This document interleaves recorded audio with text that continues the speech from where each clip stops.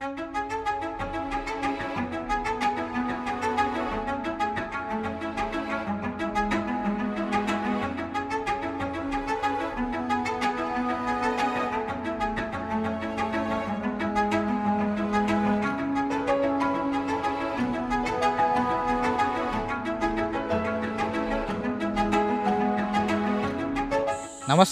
चॅनलमध्ये पुन्हा तुमचं एकदा स्वागत आहे। आम्ही आज आहे आमलीबारीच्या घाटात।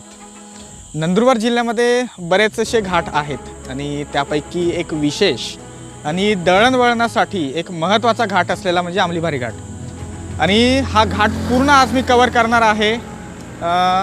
इथलं जे जंगल आहे आणि इथला जो निसर्ग आहे आणि खास करून इथले जे उंच आकाशाला भिडणारे डोंगर आहेत ना, ते बघण्यासारखे असतात। व्हिडिओमध्ये आपल्यासोबत आहे परफेक्ट नेचर 313 हितेश वळवे। काय म्हणतो? आज आम्ही खूप प्रिपरेशन केलेली आहे, पूर्ण घाट कव्हर करणार आहे। पूर्ण घाट कव्हर करणार आहे आणि ड्रोन पायलट आपल्यासोबत आहे आणि खूप सुंदर ड्रोन शॉट आपल्याला बघायला भेटतील आणि त्याचं पूर्ण क्रेडिट ह्यांना। तर असा काहीतरी रस्ता आहे बघा, चांगला चौडा रस्ता आहे आणि हा पूर्ण रस्ता आपण कव्हर करणार आहे देवघोईपर्यंत। देवघोई हा भाग तुम्हाला दाखवतो, खूप सुंदर भाग येतो आणि चला, खूप इंटरेस्टिंग व्हिडिओ बनते आणि माझा पण खूप इंटरेस्ट वाढते। चला पुढे। पावसाळ्यामध्ये ना ह्या घाटाला एक वेगळी सुंदरता प्राप्त झाली असते। याचं एक कारण आहे की इथं पाऊस जास्त पडतो आणि जे काही धुकं आहे ना, ते धुकं ह्या घाटामध्ये जास्त प्रमाणात पाहायला भेटतं आपल्याला, कारण याच्या दोन्ही साईडला उंच डोंगर आहेत आणि मधोमध घाट आणि रस्ता खूप सुंदर। काय रोड यार, एक नंबर। तुमच्यापैकी बऱ्याच लोकांनी हा घाट बघितलाच असेल, पण ह्या अँगलनी तुम्ही पहिल्यांदाच बघत असणार। हा धडगाव अक्कलकुवा मेन रोड असल्याने ना या रस्त्यावरती ट्रॅफिक थोडी जास्त पाहायला भेटते आपल्याला। याचं एक कारण आहे की अक्कलकुव्यापासून मोलगीला जाणारे, धडगावला जाणारे जे लोक आहेत ते ह्या रस्त्याचा उपयोग करतात आणि गुजरातमधून धडगावला येण्यासाठी पण ह्या रस्त्याचा मोठ्या प्रमाणात उपयोग होत असतो। वातावरण इतकं मस्त झालं आहे ना, एक तर आभाळाचं वातावरण आणि ऊन आणि सावली खूप सुंदर वाटत आहे, सुहाना मौसम वाटत आहे ॲक्च्युली। आणि समोरचा रोड बघा, हा रोड पहिले लहान होता, अरुंद होता, आता चांगला चौडा झाला आहे आणि याचा एक तोटा असा होतो ना की गाड्या खूप स्पीडमध्ये चालतात। अद्याप तरी आपल्याला 4 किलोमीटर होऊन गेले आणि तो घाटाचा जो मध्यभागी एक झरा आहे ना, तो लागलेला आहे।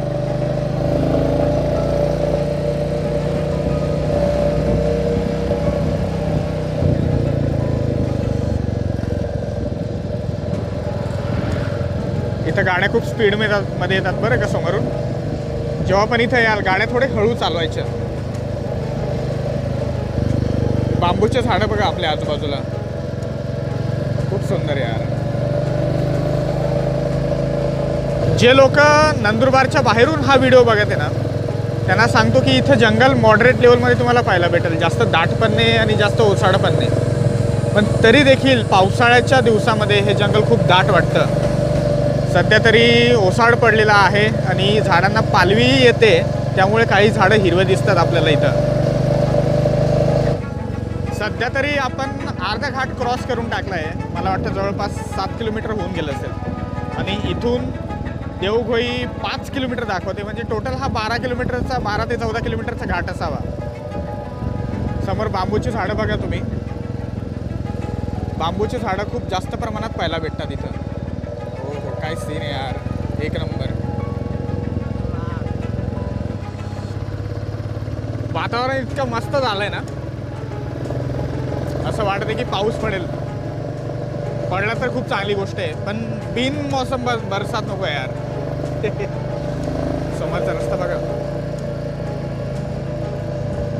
तसं वरती पोहोचते ना तसं तसं वातावरण थंड होत जाते, कारण डाब थंड हवेचं ठिकाण आहे, त्यामुळे इथं वातावरण थंड असतं। समोरचं सीन बघा, काही काही ठिकाणी टर्न खूप शार्प आहे बरं का, आणि इथून खूप स्पीडमधून गाड्या येतात समोरून, हे बघा। खरंच सांगतो, सातपुड्याचं ना इथून एक रौद्र रूप दिसतं। समोरचे डोंगर बघा तुम्ही, खूप ब्युटिफुल आणि ह्या घाटामध्ये ना प्रत्येक सीझनमध्ये दरड कोसळण्याच्या घटना घडतात आणि म्हणून प्रशासनाने असं काहीतरी याला रोखण्यासाठी एक बंदोबस्त केलेला आहे. हे बघा, देवगोई पोचण्यासाठी अजून 3-1 किलोमीटर बाकी राहिलं आहे आणि गाडी थांबवली. इथं असं काहीतरी सीन दिसलं बघा. इथं ना एक खूप उंच डोंगर आहे. तो डोंगर तुम्हाला दाखवतो. इथलं सीन बघा तुम्ही. हे बघा, तो डोंगर बघा उंच.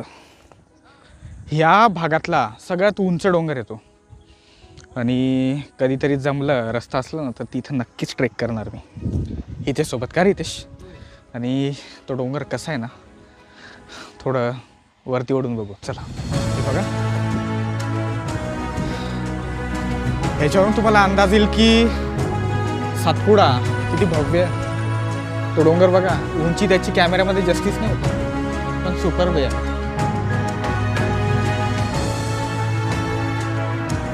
ड्रोन शॉट्स कसे वाटले नक्कीच कमेंट सेक्शनमध्ये सांगा. इथं येऊन आहे ना सातपुड्याचं एक वेगळंच रूप आपल्याला दिसतं. मागचा डोंगर तुम्ही बघितला असेल आणि समोरचं काहीतरी सीन आहे बघा. रस्ता बघा आणि ते डोंगर बघा. तर इथून आपल्याला फक्त 5 मिनटं लागेल देवगोईला पोचायला आणि बाकी असलेला रस्ता आपण कवर करू. तर चला पुढे. जनरली तुम्ही घाट बघतात ना तर ते डोंगर एकतर चढत असतात आणि उतरत असतात, पण हा घाट दोन्ही डोंगराच्या एकदम मधोमध आहे आणि शेवटी आपण जाऊन डोंगर चढतो.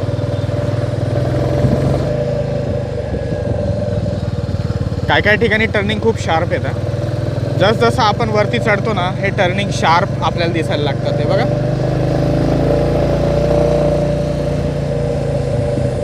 सुपर यार, एक नंबर.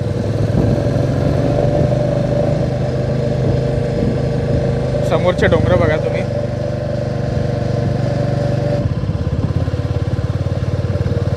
काय सीन आहे ना.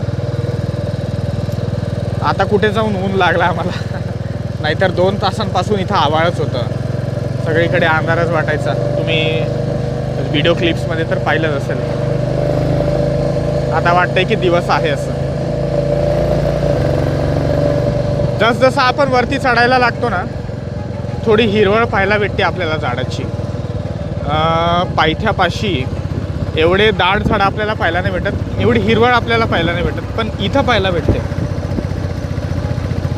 एक नंबर यार. आता ॲक्च्युली इथून आपल्याला मेन घाट लागेल. जे वरचे टर्निंग्स आहेत ना त्याची सुरुवात इथून होते बघा. खूप शार्प टर्न इथं पाहायला भेटतात आपल्याला.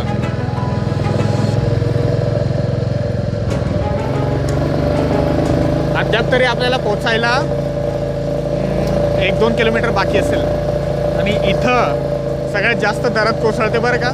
ह्या घाटामध्ये 2 पॅच असे आहेत ना जिथं सगळ्यात जास्त दरड कोसळते आणि हे प्रत्येक पावसाळ्याच्या सीझनमध्ये आपल्याला पाहायला भेटतं. जसं आपण वरती चढतो ना तसं थंड हवा आपल्याला लागते, कारण आपण डाब आणि देवगोईच्या जवळ पोचत असतो. हे बघा,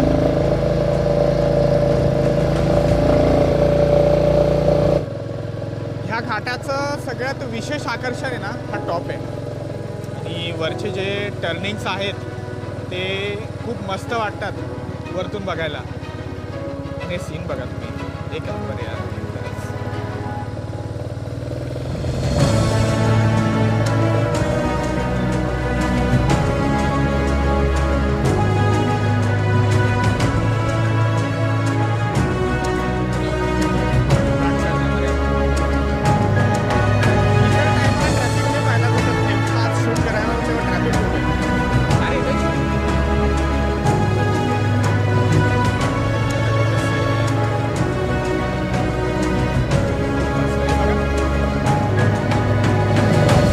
देवगोईला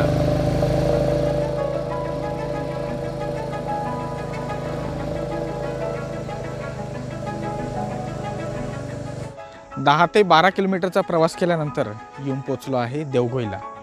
देवगोई ह्या घाटाचा टॉप आहे आणि इथून असं काहीतरी सीन दिसतं बघा. इथे कॅप पण आहे त्या कॅपकडे घेऊन चालतो. तुम्हाला तिथून कसं दिसतं ना ते दाखवतो. टॉपवरती येऊन पोचलो आहे आणि इथून हा घाट कसा दिसतो बघा. हे बघा, आपण पूर्ण घाट क्रॉस केला आहे तिथून. असा जवळपास 10 ते 12 किलोमीटरचा घाट आहे आणि इथपर्यंत असं येऊन पोचतो.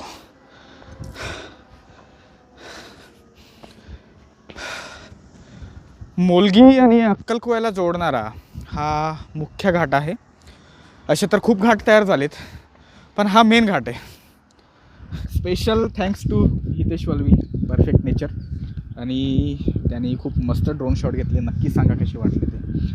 आम्ही एक असेच नवीन प्रयत्न करत आहे अशा घाटांचे रस्त्यांचे व्हिडिओ बनवण्याचा. तर भेटू एका नवीन अशा व्हिडिओमध्ये.